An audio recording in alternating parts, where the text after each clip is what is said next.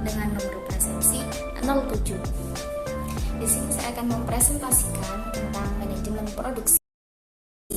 Terdapat 3 bab yang akan saya sampaikan.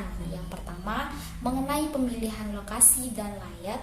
Yang kedua, jenis proses produksi. Dan yang ketiga, pengendalian atau pengawasan produksi. Apa sih manajemen produksi itu? Manajemen produksi adalah suatu kegiatan perencanaan, pengorganisasian, pengarahan, dan pengendalian kegiatan dari fungsi produksi.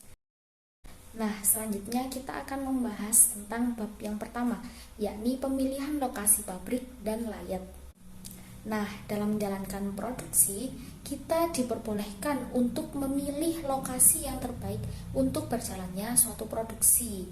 Apabila dalam pemilihan lokasi produksi kurang baik, maka akan mengganggu jalannya suatu produksi tersebut. Contohnya seperti yang diutarakan oleh Prabawa dalam artikelnya yang diterbitkan pada tahun 2019 di Kabupaten Tabanan, Buleleng, Denpasar, dan Klukung tidak memproduksi jahe disebabkan karena kondisi geografis, iklim, dan lain sebagainya tidak memungkinkan untuk ditanami tanaman jahe tersebut. Nah, berbeda lagi nih dengan daerah Gianyar yang sama-sama di Provinsi Bali juga. Pada tahun 2015, Gianyar telah berkontribusi besar terhadap produksi jahe di Indonesia. Persentase tersebut mencapai 51,36% produksi jahe. Nah, mungkin memang di daerah Gianyar tersebut kondisi geografis, iklim, dan lain sebagainya mendukung untuk memproduksi jahe tersebut. Tak hanya Gianyar yang berkontribusi dalam memproduksi jahe, tetapi Kabupaten Karangasem yang memproduksi 18,41% jahe. Nah, selain itu ada Kabupaten Bangli, Jembrana, dan Badung yang juga berkontribusi dalam produksi jahe. Seperti yang dikatakan juga oleh Suherman dalam artikelnya yang diterbitkan pada tahun 2019. Indonesia sangat cocok sekali untuk memproduksi di bidang pertanian dan agribisnis. Mengapa demikian? Karena Indonesia yang memiliki iklim basah dan bertempat di garis khatulistiwa sangat cocok untuk memproduksi pada bidang tersebut. Indonesia juga dapat memproduksi berbagai macam sayuran dan buah-buahan yang merupakan sumber genetik yang sulit ditemukan di daerah lain. Nah, selanjutnya kita memasuki bab yang kedua, yakni jenis proses produksi. Sebelum melanjutkan ke jenis proses produksi, nah, apa itu proses produksi? Proses produksi merupakan penggabungan faktor produksi yang menciptakan sesuatu yang bermanfaat bagi konsumen. Proses produksi memiliki tujuan. Yang pertama, untuk memenuhi kebutuhan konsumen. Yang kedua, untuk mencari laba atau keuntungan. Dan yang ketiga, sebagai pengganti produk lain. Jenis dari proses produksi menurut hasmikro.com dibagi menjadi 4. Jenis proses produksi yang pertama yaitu produksi jangka waktu pendek, yakni memproduksi sesuatu dalam jangka waktu yang cukup singkat. Contohnya yaitu makanan. Jenis proses produksi yang kedua yakni produksi dalam jangka waktu yang panjang, yakni produksi tersebut membutuhkan waktu yang sangat panjang. Contohnya produksi dalam bidang pertanian.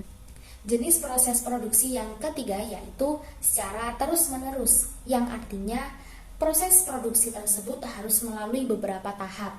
Contohnya yaitu dalam memproduksi gula.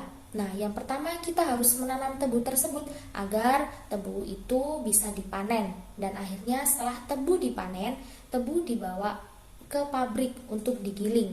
Dan akhirnya tebu tersebut jadi gula. Nah, seperti itu contohnya. Jenis proses produksi yang terakhir atau yang keempat yakni produksi selingan. Nah, untuk menghasilkan barang tersebut, kita harus melalui beberapa proses atau kita harus merakit barang tersebut agar menjadi sebuah barang.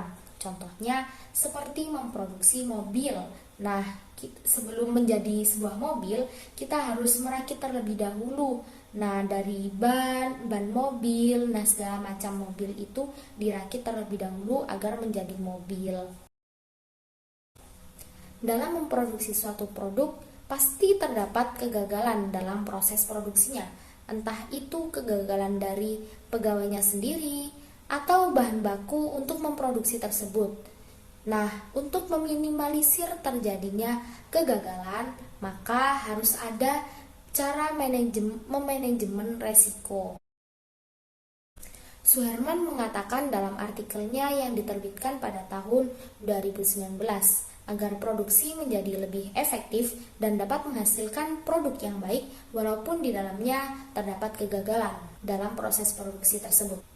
Hal yang dapat dilakukan yakni, pertama, perusahaan dapat meningkatkan kualitas produk sesuai dengan standar. Yang kedua, dapat meningkatkan produksi sesuai yang dibutuhkan oleh konsumen. Yang ketiga yakni meningkatkan efisiensi untuk menekan biaya yang digunakan untuk produksi. Dan yang keempat, yakni membangun sistem logistik dan efisien. Nah, kita memasuki bagian yang ketiga, yakni pengendalian atau pengawasan produksi.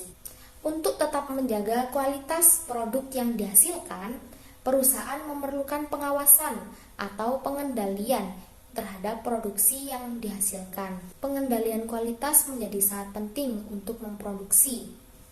Pengendalian tersebut perlu ditangani khusus oleh bagian pengendalian di perusahaan. Pengendalian tersebut dapat dimulai dari pengendalian kualitas bahan produksi, pengendalian kualitas proses produksi, hingga pengendalian kualitas hasil produksi.